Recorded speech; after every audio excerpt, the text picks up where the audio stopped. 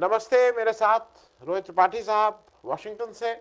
रोहित साहब, जब देश में कुछ होता है तो कष्ट सबको होता है, और ये खास करके ये बच्चों के साथ हुआ है। और मैं आप आपके शायद बच्चे होंगे, मेरे ग्रैंडसन, मतलब मैं जब 20 तारीख को जो वहाँ मंजर देखा गया, उसमें गुस्सा, खिसियाहट, बेबसी, वो कई चीज़ों का मिश्रित्व है कि वी हैड नेवर एक्सपेक्टेड कि इस देश में ये दिन भी देखना होगा जब पुलिस जितनी ब्रुटेलिटी से, देखिए वो प्रोवोक होता, बिल्कुल समझ में आता कि उधर से भी कुछ हो।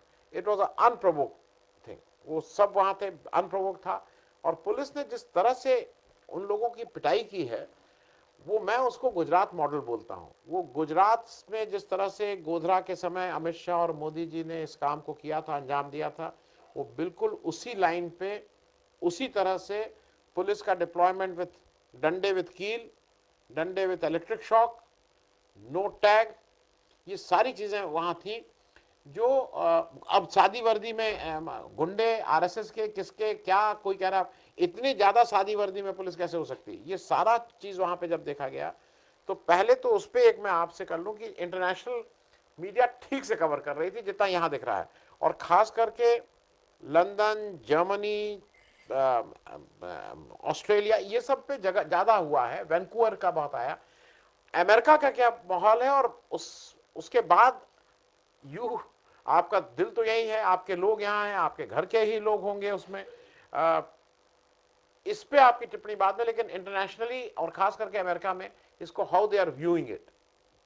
Well, as you know, Anand Vardhan ji, सबसे पहले good to be with you. आपसे बात करके हमेशा अच्छा लगता है, और आपके दर्शकों से। और उम्मीद है कि जो हम बातें करते हैं उससे दर्शकों को कुछ नई चीज़ जानने को मिलती होगी। अमेरिका में फ़िलहाल तो आई वुड से कि अ, उस लेवल तक ये बात नहीं उठ पाई है जितनी उठनी चाहिए, क्योंकि यहाँ पे आप जानते ही हैं कि अलग-अलग तरीके से बहुत इंटरनेशनल और डोमेस्टिक चैलेंजेस चल रही हैं।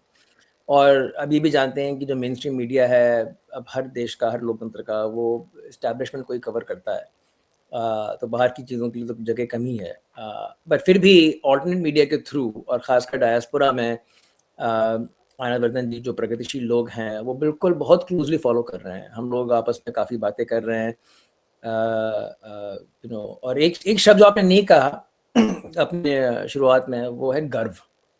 कि अ, कितना गर्व है हम सबको, जो भारत के बाहर हैं, भारत के लोकतंत्र में विश्वास रखते हैं, कि किस तरह से ये बच्चे बच्चे ही हैं, मेरे बच्चे भी इसी इसी एज ग्रुप में ही आते हैं, कि किस तरह से अहिंसात्मक रूप से लोकतंत्र को आगे बढ़ाने की कोशिश कर रहे हैं।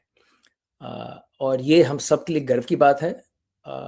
और आप तो जानते ही हैं कि मैं अहिंसा का विद्यार्थी हूँ। मूवमेंट्स को स्टडी करता हूँ। और लास्ट ईयर जब आप आए थे तो 2 अक्टूबर को अ, एक समरी भी दी थी अहिंसा की, और वो बिल्कुल लागू होती है इस वक्त भी। कि जो सबसे बड़ी बात है वो ये नहीं है कि क्या मांगा जा रहा है, मेरे हिसाब से सबसे बड़ी बात ये है कि कैसे मांगा जा रहा है।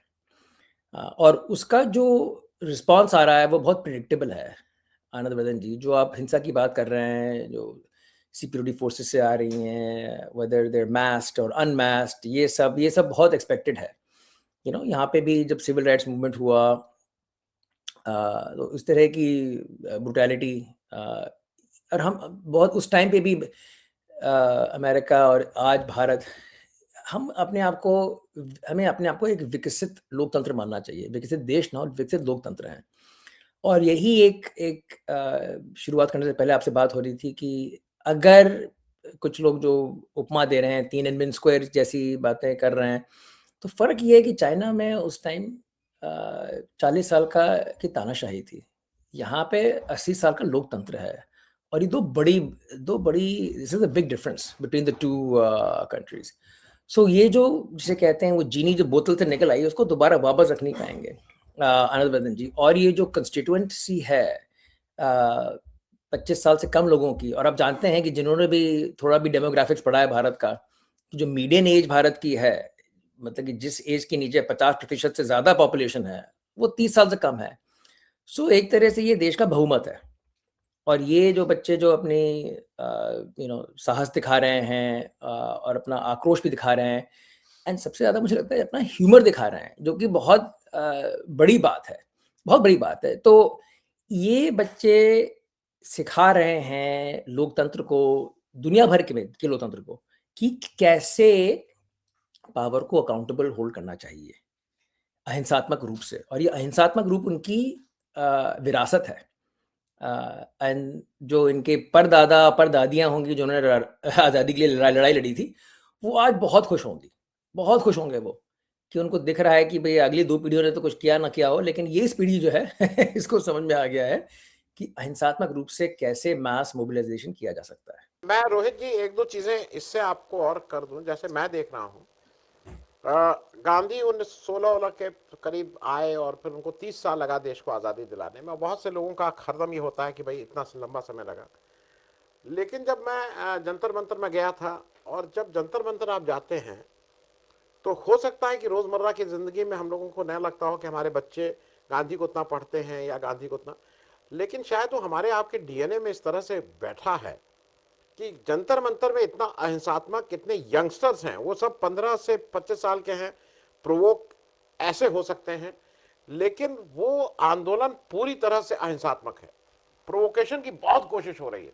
और मुझे हरदम लगा कि नहीं, कहीं ना कहीं जैसे आप कह रहे हैं ना कि फ्रीडम फाइट, गांधी ने भी जो इस देश को 30 साल लगाए, इस देश के डीएनए में उसने कुछ चीजें डाल दी थी। और शायद वो गांधी को, मतलब लोग कहेंगे ये आप कहाँ की बात कहाँ, नहीं ये बात बिल्कुल है। हमारे यहाँ जिस तरह से रिएक्शन हो रहा है वो गांधी का रिएक्शन है।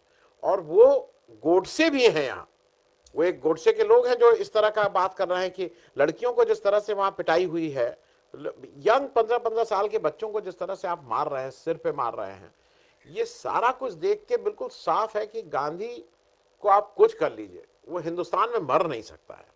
मैं इस पे भी एक टिप्पणी चाहूंगा। और बिल्कुल, एक छोटी बिल्कुल। टिप्पणी और, या मैं एक छोटी टिप्पणी और चाहूंगा रोहित जी, दोनों एक साथ कर दीजिएगा।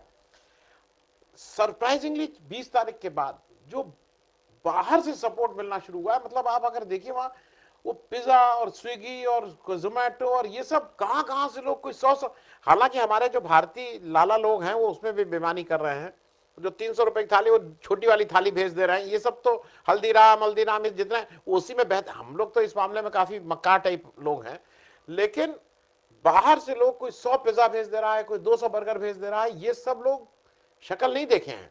और एक चीज और बताएं, जो ज्ञानेश गए थे वहां, वहां पे ये जो लोग बाहर हैं वो उस पिज्जा वाले को कह रहे हैं कि वहां जाओ, हम तुम्हें 1000 रुपया और देंगे, तुम खुद बांटो। क्योंकि हो क्या रहा था, पिज्जा वाले वहां रख के आ जा रहे थे, क्योंकि there is no one to be delivered. तो उनको लगा कि शायद, तो वो एक एक्स्ट्रा काम कर रहे हैं। अब वहां सारे लोगों को कह रहे हो पिज्जा खा लो, ये खा लो, खा लो, वहां मोर देन एनफ है। इस पे भी जरा, एक गांधी की बात और एक जो बाहर से सपोर्ट है। हम लोग को लगता है कि नहीं नहीं बाहर चले गए हैं, उनसे क्या मतलब है, वो है, लेकिन नहीं, आज जब वक्त पड़ा है तो उनसे मतलब दिखाई दे रहा है। रोहित सो ji. Let's combine these two things because दोनों बहुत ज़रूरी हैं। पहली बात तो ये है कि ये बिल्कुल उसी परंपरा की कड़ी है जो परंपरा शुरू हुई 17 में चंपारण, सन 20 में नॉन कोऑपरेशन मूवमेंट असहयोग आंदोलन, 28 में बारडोली। और मैं बारडोली पे रुकता हूँ 1 मिनट के लिए। बारडोली में क्या हुआ कि 20 के बाद 8 साल हो गए और कोई बड़ा आंदोलन नहीं हुआ। Simon commission go back etcetera हुआ आई थिंक 26 में।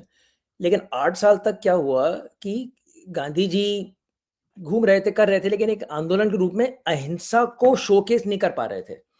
बिकॉज गांधी जी का जो एक गोल था वो यही था कि हमें लोगों को सिखाना है कि आज ये समस्या है, कल कुछ और होगी, कि उनको लड़ना कैसे है।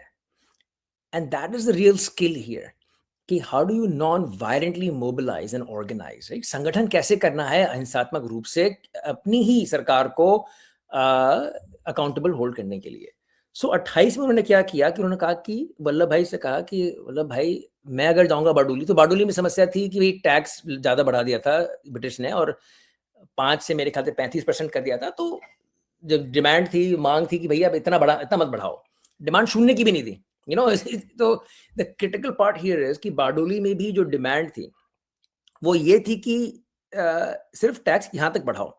सो सत्याग्रह का एक बहुत बड़ा नियम है कि ऐसी डिमांड करो जो आप जीत सको, क्योंकि हर आंदोलन को एक नींव की ईंट मान के माना जाए कि ये आंदोलन ही जो है वो पूरा लोकतंत्र नहीं बचा पाएगा या लोकतंत्र में परिवर्तन नहीं ला पाएगा, लेकिन ऐसी ईंट कर करके ये नींव बनेगी, दोबारा इसको सुदृढ़ किया जाएगा लोकतंत्र को।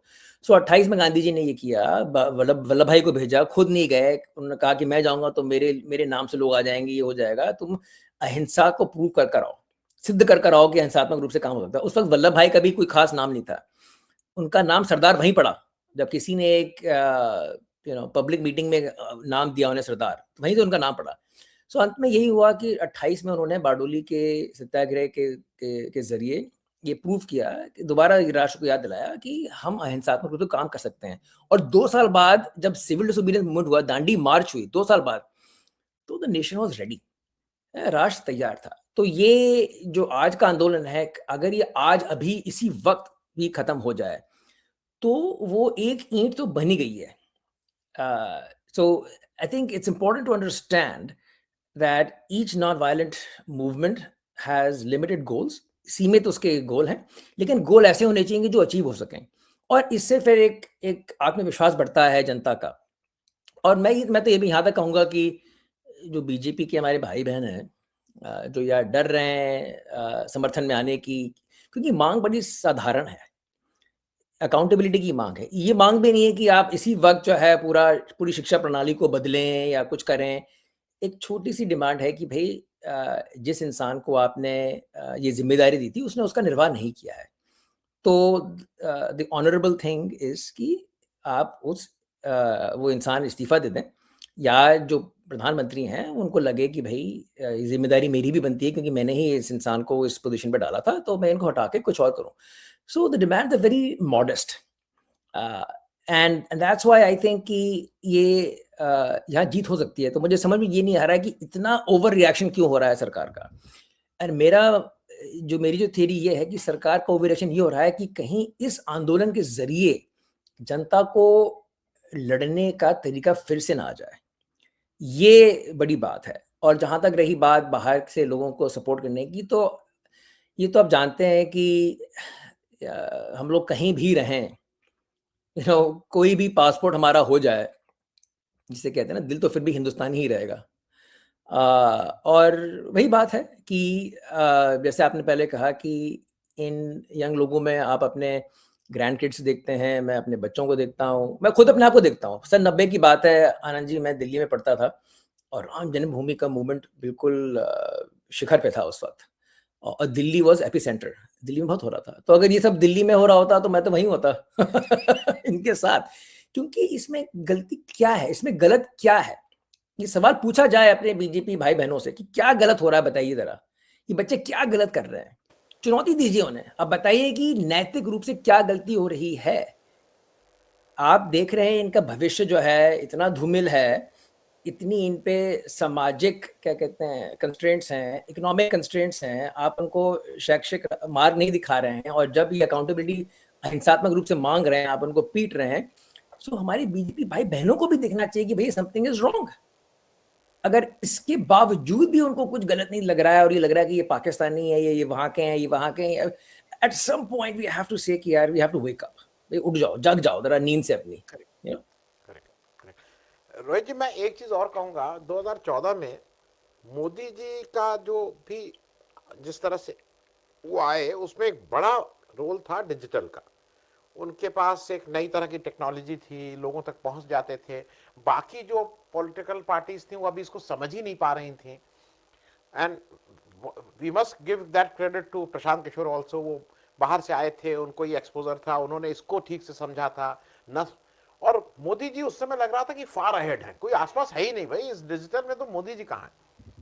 लेकिन आज मैं इसलिए इस बात को कह रहा हूं, 12 साल में ये जो आंदोलन है, ये आंदोलन पूरी तरह से डिजिटल सोशल मीडिया के पैरों पे खड़ा हुआ है और उसी पे दौड़ रहा है। इसमें जीरो गोदी मीडिया का हाथ है। और आप कुछ कर लीजिए, ये एक नई चीज हुई है और एक नई ताकत आम जनता के हाथ में आ गई है। They are not dependent on a media. और वो इस आंदोलन ने दिखा दिया कि ये digital media on its own है। मोदी जी ने जिसका इजाद किया था वही आज मोदी जी के शायद शायद जो उनका रूल का जो अंतिम वो लिखा जाएगा, तो वो शायद ये डिजिटल मीडिया ही लिखेगा। मैं इस पे बहुत भी बड़ी काम बात है करता ये, हूँ। बहुत बड़ी बात है। And I give you the my analysis here. तो मैं टेक्नोलॉजिस्ट हूँ, और टेक्नोलॉजी में अगर आप काम कर रहे हैं तो आजकल एक बज़वर्ड है कि क्या आपकी कंपनी एआई नेटिव है कि नहीं, मतलब कि आपकी कंपनी शुरुआत से ही एआई को यूज़ कर रही है, टेक्नोलॉजी को यूज़ कर रही है कि नहीं। और आप ये देखें आनंद जी कि ये जो बच्चे हैं, इनका जो एज ग्रुप है, ये इनका बहुमत, बहुत बड़ा बहुमत इनका जो है उस टाइम पैदा हुआ जब आईफोन आ चुका था। तो ये लोग, शुरुआत ही उनकी वहाँ से हुई है। जो मोदी जी के जो की जो टीम थी, डिजिटल टीम थी 2014 एटसेट्रा में, they were adopting technology. These guys have lived with it from the very get go of their lives. So इनका जो एडवांटेज है, इनके लिए बहुत नेचुरल है ये। और आपने बहुत अच्छी बात पकड़ी है कि their advantage in technology is far ahead. तो बीजेपी का जो काफ़ी ऑर्गेनाइज्ड डिजिटल सेल है and so on so fourth, and आप सही कह रहे हैं कि बाकी पॉलिटिकल पार्टीज कैच अप नहीं कर पाई, but now they have come face to face with a slightly different challenge, क्योंकि ये पूरी जनता ही इस टूल को जानती है। It's not limited to a few people here. So और इसे कहते हैं, अंग्रेजी में कहते हैं, the playing field has been levelled. कोई ऊंच नहीं है, बिकॉज पहले वो जो गैप बता रहे थे कि ये बीजेपी यहाँ थी और कांग्रेस यहाँ पे थी और बाकी पार्टी कहाँ पे थी, the playing field is levelled now. Social media के, I mean, I don't like to use battlefield analogies की कुरुक्षेत्र है कि क्या है, लेकिन जो जो प्लेइंग फील्ड है वो अब समतल है। कि एक टीम ऊपर नहीं है, दूसरी टीम नीचे नहीं है। खैर, मैं तो फिर से यही कहूँगा कि बीजेपी के भाई बहनों को भाई तरह आंखें खोलें, देखें। मॉडेस्ट सी डिमांड है कि भाई गलती हुई है, आ, आ, बदलो लीडरशिप और आगे बढ़ो। हिंसा का यहाँ पे कोई जगह नहीं है। अपने ही बच्चे हैं, और दुनिया भर से सपोर्ट आता रहेगा, और दुनिया भर से सपोर्ट अब बदलेगा। अभी तो सिर्फ सपोर्ट आ रहा है डायस्पोरा से, अब फिर से मैंने कल देखा कि पाकिस्तान और बाकी जगहों से, देखिए जेन जी जो पूरा दक्षिण साउथ एशिया में है, वो इन्हीं चीज़ों से पीड़ित है। चाहे वो इंडिया में हो, पाकिस्तान में हो, नेपाल में हो, बांग्लादेश में हो, श्रीलंका में हो, ये एक ऑलमोस्ट ग्लोबल प्रॉब्लम है। और हर जेन जी मूवमेंट से दूसरे जेन जी लोगों को एक मोटिवेशन मिलता है, पर एक ऑल्सो तरीका मिलता है। So these guys are very good students of methodology. आप उस पर भी ध्यान दें। दिस इज वाई द तरीका वाला जो एंगल है वो बहुत ज़रूरी है देखना, कि लोगों को समझ में आ रहा है कि किस तरीके से पावर को अकाउंटेबल होल्ड किया जा सकता है। जी, मैं एक लास्ट क्वेश्चन करके खत्म कर रहा हूं। मुझे एक चीज समझाइए, क्योंकि इसको मैं रीड नहीं कर पा रहा हूं। अगर आप कोई विदेश में है तो इस पूरे मूवमेंट को दो तरह से देख सकता है। एक अगर देखिए तो भाई जो भारत का रूलिंग इस समय गवर्नमेंट है, वो बिल्कुल लोकतंत्र की धज्जियां उड़ाने पे लगा हुआ है। The election process, the mass movement.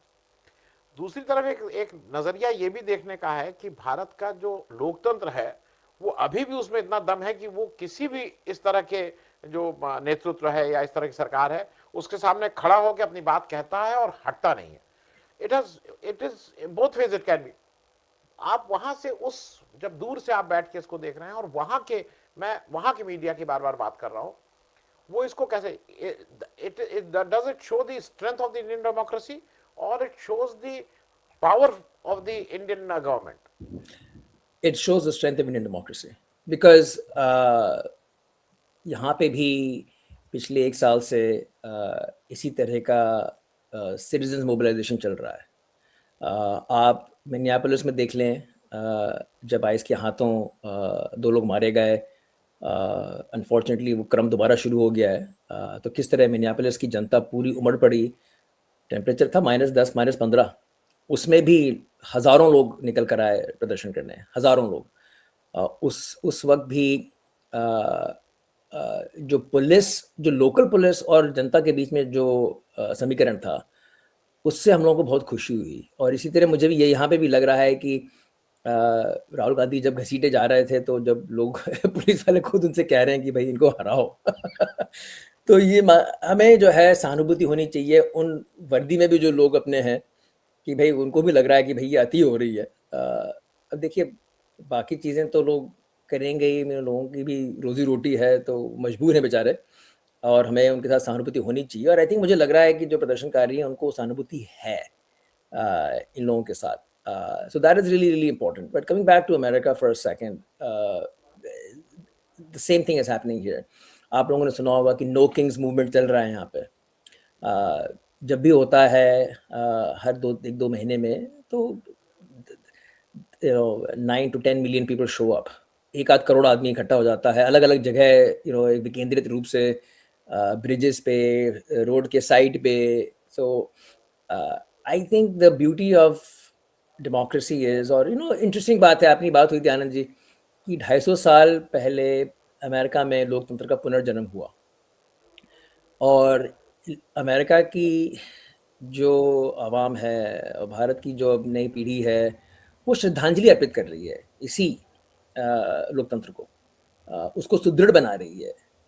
और सबसे अहम बात है जो मैं कह के कभी थकूंगा नहीं आनंद जी, कि अहिंसा का जो इसमें रोल है वो बहुत बहुत बड़ा है, बहुत बड़ा है. जिस दिन हमारी अकाउंटेबिलिटी लेने की का जरिया हिंसात्मक बन जाएगा, उस दिन लोकतंत्र हार जाएगा. सो सत्ता में जो लोग हैं भ्रमित हैं, सत्ता के मोह में बह गए हैं, हिंसा का प्रयोग करेंगे. तो हमें पूरा, we should be ready to accept that these kids will be beaten, they'll be hurt, they'll be injured. I hope not seriously. But at the end of the day, what they are doing is setting an example.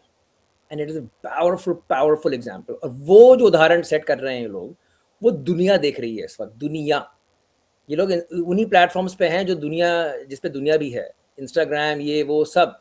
तो जब India में कुछ trend होता है, इतना trend होता है कि भाई ग्लोबल ट्रेंड में आ जाए, तो आप जानते हैं, आप तो अब सोशल मीडिया के और डिजिटल मीडिया के एक्सपर्ट बन गए हैं कि आप इन चीज़ों को फिर छुपा नहीं सकते.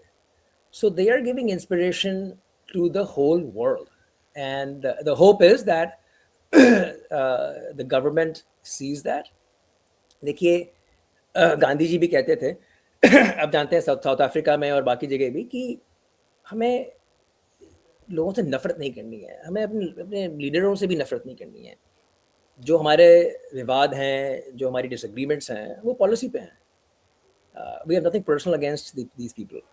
There are people, I mean, everybody is as the same, we are all the same. हम लोग समानता में विश्वास रखते हैं, लेकिन जहाँ गलत हो रहा है, जहाँ अन्याय हो रहा है, हम अपने ज़मीर को दबाएंगे नहीं. और इन बच्चों ने दिखा दिया है आनंद जी कि इनका ज़मीर अभी भी जिंदा है. जी, खत्म करेंगे. और मुझे रोहित जी, जैसे आपने कहा, जब उस दिन राहुल गांधी को उठा के ले जा रहे थे और फिर उनका जूता भी निकल गया था और उनके पीठ पे, ऑनेस्टली स्पीकिंग, मुझे I was more happy about it, because जैसे भारत जोड़ो यात्रा ने राहुल गांधी को एक आम आदमी से जोड़ा था, और शायद उस दिन जब वो उठाए गए, घसीटे गए, उनके साथ ये सब हुआ, नाक से खून निकला, तो शायद वो इस भारत के उस आम आदमी के और करीब या उसके दिल में और उतर गए हैं.